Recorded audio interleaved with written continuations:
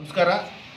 ಈ ಒಂದು ಪತ್ರಿಕಾಗೋಷ್ಠಿಯಲ್ಲಿ ಉಪಸ್ಥಿತರಾಗಿರ್ತಕ್ಕಂಥ ನಮ್ಮ ಚಿಕ್ಕಬಳ್ಳಾಪುರ ಜಿಲ್ಲೆಯ ಜಿಲ್ಲಾಧ್ಯಕ್ಷರಾಗಿರ್ತಕ್ಕಂಥ ಗೊತ್ತಿದೆ, SIR ಮತದಾರರ ಪಟ್ಟಿಯ ವಿಶೇಷ ಪರಿಷ್ಕರಣೆ ಅಭಿಯಾನ ಇದೊಂದು ಬಹಳ ವಿಶೇಷವಾಗಿ ಭಾರತದ ಚುನಾವಣೆ ಆಯೋಗ ತೆಗೆದುಕೊಂಡಿದೆ. ಭಾರತದ ಸಂವಿಧಾನದತ್ತವಾಗಿ ರಚನೆ ಆಗಿರ್ತಕ್ಕಂಥ ಭಾರತದ ಚುನಾವಣೆ ಆಯೋಗ ಅದೊಂದು ಸ್ವತಂತ್ರವಾಗಿರ್ತಕ್ಕಂಥ ಇಂಡಿಪೆಂಡೆಂಟ್ ಅಥಾರಿಟಿ ಅಂತ ಹೇಳೋಕ್ಕೆ ಬಯಸ್ತೇನೆ. ಈ ಚುನಾವಣೆಗೆ ಆಯೋಗಕ್ಕೆ ಮತದಾನದ ಪಟ್ಟಿಯನ್ನು ಪ್ರತಿ 10 ವರ್ಷಕ್ಕೊಂದ್ಸಲಿ ಅದನ್ನು ವಿಶೇಷ ಪರಿಷ್ಕರಣೆ ಮಾಡೋ ಕಾರ್ಯ ಜವಾಬ್ದಾರಿ ಇದೆ. ಕಳೆದ 20 ವರ್ಷಗಳಿಂದ 24 ವರ್ಷಗಳಿಂದ ಆಗದಲ್ಲೇ ಇರೋದನ್ನು ಈ ಬಾರಿ 3 ಹಂತದಲ್ಲಿ ಭಾರತೀಯ ಚುನಾವಣೆ ಆಯೋಗ ತೆಗೆದುಕೊಂಡಿದೆ. ಕರ್ನಾಟಕಕ್ಕೆ 3ನೇ ಹಂತದಲ್ಲಿ ಘೋಷಣೆ ಆಯಿತು 24ನೇ ತಾರೀಕು 14ನೇ ತಾರೀಕು ಮೊನ್ನೆ 30ರಿಂದ ಪ್ರತಿ ಮನೆಗೆ ಎನ್ಯುಮರೇಷನ್ ಫಾರಮ್ನ ಕೊಡುವಂಥ ಕೆಲಸವನ್ನು ಮಾಡಿದ್ದಾರೆ. ಇಲ್ಲಿ 2-3 ವಿಷಯಗಳನ್ನ ತಮ್ಮ ಮೂಲಕ ಪ್ರಸ್ತಾಪ ಮಾಡೋಕ್ಕೆ ಬಯಸ್ತೇನೆ. ಒಂದು, ಕರ್ನಾಟಕದಲ್ಲಿರ್ತಕ್ಕಂಥ DK ಶಿವಕುಮಾರ್ ನೇತೃತ್ವದ ರಾಜ್ಯ ಸರ್ಕಾರ SIR ಬಗ್ಗೆ ಸಾರ್ವಜನಿಕರಿಗೆ ತಪ್ಪು ಸಂದೇಶವನ್ನು ಕೊಡುವಂಥ ಕೆಲಸಕ್ಕೆ ಕೈ ಹಾಕಿದೆ.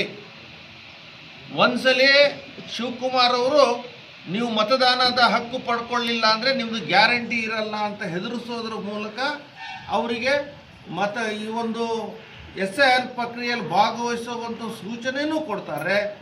ಇನ್ನೊಂದು ಕಡೆಗೆ ಈ ಒಂದು SIR ಪ್ರಕ್ರಿಯೆ BJPಯ ಕುಮ್ಮಕ್ಕಿನಿಂದ ನಡೀತಾ ಇದೆ ಅನ್ನೋದನ್ನು ಇಡೀ ರಾಜ್ಯದಲ್ಲಿ ತನ್ನ ಎಲ್ಲ ಮತದಾರರ ಮನೆಗೆ ಕಾಂಗ್ರೆಸ್ ಹೆಸರಿನಲ್ಲಿ ಕರಪತ್ರವನ್ನು ಕೊಡುವ ಮೂಲಕ ಇದು BJPಯ ಕುಮ್ಮಕ್ಕಿನಿಂದ ನಡೀತಿರ್ತಕ್ಕಂಥ SIR ಅಂತ ಹೇಳೋದ್ರ ಮೂಲಕ ಚುನಾವಣೆ ಆಯೋಗದ ಇಂಟಗ್ರಿಟಿಯನ್ನು ಪ್ರಶ್ನೆ ಮಾಡಿದೆ ಅಂತೇಳಿ ಅತ್ಯಂತ ಖಂಡನೀಯವಾಗಿ ಹೇಳೋಕ್ಕೆ ಬಯಸ್ತೇನೆ.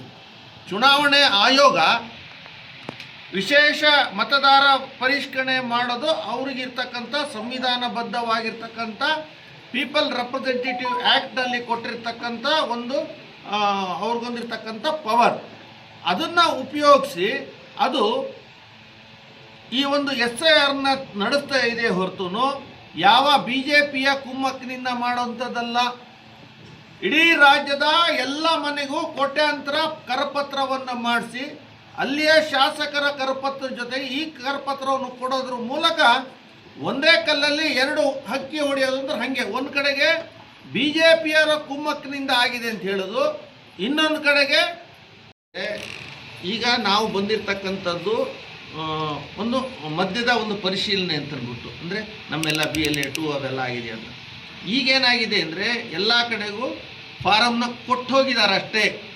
ಸರ್ಕಾರ ನಿನ್ನೆ ಮೀಟಿಂಗ್ನಲ್ಲಿ ಹೇಳ್ತು ನಾವು ಅಚೀವ್ಮೆಂಟ್ 94%, 84%. ಯಾವುದ್ರೊಳಗೆ ಅಚೀವ್ಮೆಂಟು ಅಂದರೆ ಡಿಸ್ಟ್ರಿಬ್ಯೂಷನ್ನಲ್ಲಿ. ನಾನು ಕೇಳಿದೆ ಚುನಾವಣಾಧಿಕಾರಿಗಳಿಗೆ, ಡಿಸ್ಟ್ರಿಬ್ಯೂಷನ್ ಅಂದರೆ ಅದ್ರ ಡೆಫಿನೇಷನ್ ಕೊಡ್ತೀರಾ ಅಂತ ಕೇಳಿದೆ. ಯಾಕೆ ಅಂದರು, ಡಿಸ್ಟ್ರಿಬ್ಯೂಷನ್ ಅಂದರೆ ನಮ್ಮನೆ ಬೆಳಗ್ಗೆ ಪೇಪರ್ ತಂದು ಹಾಕೋನು ಡಿಸ್ಟ್ರಿಬ್ಯೂಷನ್ ಮಾಡ್ತಾನೆ, ನಿಮ್ಮ BLOಗಳು ಕೂಡ ಡಿಸ್ಟ್ರಿಬ್ಯೂಷನ್ ಮಾಡ್ತಾರೆ, ಆದರೆ ಎಲ್ಲೂ ಕೂಡ ಅದರ ಮಾಹಿತಿ ಕೊಡ್ತಾ ಇಲ್ಲ, ಹೆಂಗೆ ತುಂಬಬೇಕು ಅಂತ ಹೇಳ್ತಾ ಇಲ್ಲ. ಕೆಲವ್ರು ಹೇಳಿರ್ಬೋದು, ಇಲ್ಲ ಅಂತಿಲ್ಲ, ಒಟ್ಟು ಕೊಡ್ತಾ ಇದ್ದಾರೆ. ಹಾಗಾಗಿ 80% ಆಗಿದೆ. ಹಾಗಾಗಿ ಈಗ ನಾವೇನು ಮಾಡಿದ್ದೀವಿ ಅಂದರೆ ಯಾರ್ಯಾರು ಕೊಟ್ಟಿದ್ದಾರೆ ಅವ್ರಿಗೆ ನಮ್ಮಲ್ಲಿ ಒಂದು ಟೋಳಿ, BJP ಟೋಳಿ ಅಂತ ಒಂದು ಟೀಮ್ ಅಂತ ಮಾಡ್ಕೊಂಡು ಮನೆಗಳನ್ನ ಹಂಚ್ಕೊಂಡು ಒಟ್ಟಾರೆಯಾಗಿ ಆ ಎನ್ಯುಮರೇಷನ್ ಫಾರಮ್ಮು ವಾಪಸ್ ಕೊಡೋಕ್ಕೆ ಏನು ಸಹಕಾರ ಬೇಕು ಬಂದಿದ್ರು. ಅದ್ರ ಜೊತೆಗೆ ಇವತ್ತು ನಮ್ಮ ದತ್ತಾತ್ರೇಯರು ಕೂಡ ನಮ್ಮೊಟ್ಟಿಗೆ ಎಲ್ಲ ಬೂತ್ಗಳಲ್ಲಿ SIRನ BLA 2ಗಳು ನಮ್ಮ ಯಾವ ಥರ ಕಾರ್ಯ ಮಾಡ್ತಾ ಇರ್ತಕ್ಕಂಥದ್ದನ್ನು ನೋಡೋಕ್ಕೆ ಬಂದಿದ್ದಾರೆ. ಈ ಒಂದು ಜಾಗೃತಿಯ ಕಾರ್ಯಕ್ರಮದಲ್ಲಿ ಇವತ್ತು ಈ ಒಂದು ವೇದಿಕೆಯ ಮುಖಾಂತರ, ಮಾಧ್ಯಮದ ಮಿತ್ರರ ಮುಖಾಂತರ ನಾನು ಏನನ್ನು ಜಾಗೃತಿ ಹೇಳ್ತಕ್ಕಂಥದ್ದು ಒಂದು 2 ಮಾತು ಹೇಳ್ತೀನಿ. ಈ SIR ಪ್ರಕ್ರಿಯೆಯನ್ನು ಇಡೀ ದೇಶದಲ್ಲಿ ಕಾಂಗ್ರೆಸ್ ಬಂದು ಇದು BJPಯ ಪ್ರೋಗ್ರಾಮ್ ಅಂತ ಹೇಳ್ತಕ್ಕಂಥದ್ದು ನಡೀತಾ ಇದೆ, ಜನರಲ್ಲಿ ಗೊಂದಲ ಮೂಡಿಸ್ತಕ್ಕಂಥದ್ದು ನಡೀತಾ ಇದೆ. ಆದರೆ ಮೋದಿಜಿಯವರು ಯಾವುದೆಲ್ಲ ಕಾರ್ಯಕ್ರಮ ಕೊಡ್ತಾರೆ ಆ ಕಾರ್ಯಕ್ರಮಗಳಿಗೆ ಅವರ ದೇಶದ ಪ್ರಧಾನಮಂತ್ರಿಗಳಂತ ಮರೆತು ಅವರು BJPಯ ಕಾರ್ಯಕ್ರಮ ಅಂತ ಹೇಳ್ತಕ್ಕಂಥದ್ದು ಏನು ಸಾಕಷ್ಟು ಮಾಡ್ಕೊಂಡ್ಬಂದಿದ್ದಾರೆ. ಅದೇ ರೀತಿ ಕೂಡ ಈ SIRನ ಕೂಡ ಹೇಳ್ತಾ ಇದ್ದಾರೆ. ಈ SIRನ ಪ್ರಕ್ರಿಯೆ ಬಂದ್ಬಿಟ್ಟು 2002ರಲ್ಲಿ ಮಾಡಿದ್ದು ಬಿಟ್ಟರೆ ಇವತ್ತು 2026ನೇ ಇಷ್ಟೆಲ್ಲ ಮಾಡ್ತಾ ಇರ್ತಕ್ಕಂಥದ್ದು. ಏನು SIR ಮತದಾರರ ಪಟ್ಟಿ ಪರಿಷ್ಕರಣೆ ಮಾಡ್ತಕ್ಕಂಥದ್ದು ಚುನಾವಣೆ ಆಯೋಗ ಕೆಲಸ, ಸರ್ಕಾರದ ಕೆಲಸ.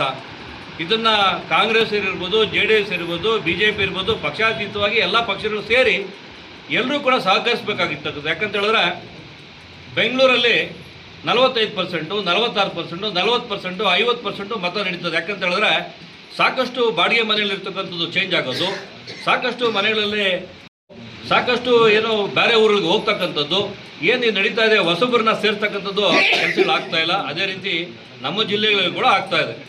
ಇದರ ಒಂದು ಪ್ರಕ್ರಿಯೆ ಏನಂತ ಹೇಳಿದ್ರೆ ಮತದಾರ ಪಟ್ಟಿನ ಹೊಸದಾಗಿ ಸೇರಿಸ್ತಕ್ಕಂಥದ್ದು, ಯಾರೆಲ್ಲ ತೀರ್ಕೊಂಡಿದ್ದಾರೆ ತೆಗಿತಕ್ಕಂಥದ್ದು, ಯಾರೆಲ್ಲ ಬೇರೆ ಮನೆಯವರಿಗೆ ಬೇರೆ ಬೂತ್ ಹೋಗಿರ್ತಕ್ಕಂಥದ್ದು ಅಲ್ಲಿಂದ ಇಲ್ಲಿ ತೆಗೆದು ಅಲ್ಲಿ ಸೇರಿಸ್ತಕ್ಕಂಥದ್ದು ಏನು ಈ ಪ್ರಕ್ರಿಯೆ ಇದೆಯಲ್ಲ, ಈ ಪ್ರಕ್ರಿಯೆ ಬಂದ್ಬಿಟ್ಟು ಇರ್ತಕ್ಕಂಥದ್ದನ್ನು ನೋಡ್ಕೊಳ್ಳೋದು ಮತದಾರರ ಏನು ಕರ್ತವ್ಯ ಇರ್ತದೆ. ಹಂಗಾಗಿ ಇದೊಂದು ಆಪರ್ಚುನಿಟಿ ಇದೆ. ಇದೊಂದು 90 ದಿವಸದ ಒಳಗಡೆ ಅವರವ್ರ ಮತನ ಎಲ್ಲಿದೆ ಅಲ್ಲಿನ ಭದ್ರವಾಗಿ ನೋಡ್ಕೊಳ್ತಕ್ಕಂಥದ್ದು ಮತದಾರರ ಒಂದು ಅವರ ಒಂದು ಇದಕ್ಕೆ ಮಾಡ್ಕೊಳ್ಬೇಕಂತ ಜವಾಬ್ದಾರಿ ಇರ್ತಕ್ಕಂಥದ್ದು. ಭಾರತೀಯನಾಗಿ ಅವರವರ ಮತನ ಅವರವರ ಬೂತಲ್ಲಿ ನೋಡ್ಕೊಳ್ತಕ್ಕಂಥದ್ದು ಅದು ಜವಾಬ್ದಾರಿ ಇರ್ತದೆ. ಸರ್ಕಾರ ಕೂಡ ಅವ್ರ ಜೊತೆ ಇರ್ತದೆ, ಕೆಲಸ ಮಾಡ್ತದೆ. ಹಂಗಾಗಿ ಈ 90 ದಿವಸ ಎಲ್ಲರೂ ಸದುಪಯೋಗ ಮಾಡ್ಕೋಬೇಕಂತೇಳಿ ತಮ್ಮ ಮಾಧ್ಯಮ ಮುಖಾಂತರ ಎಲ್ರಿಗೂ ವಿನಂತಿ ಮಾಡ್ಕೊತೀವಿ.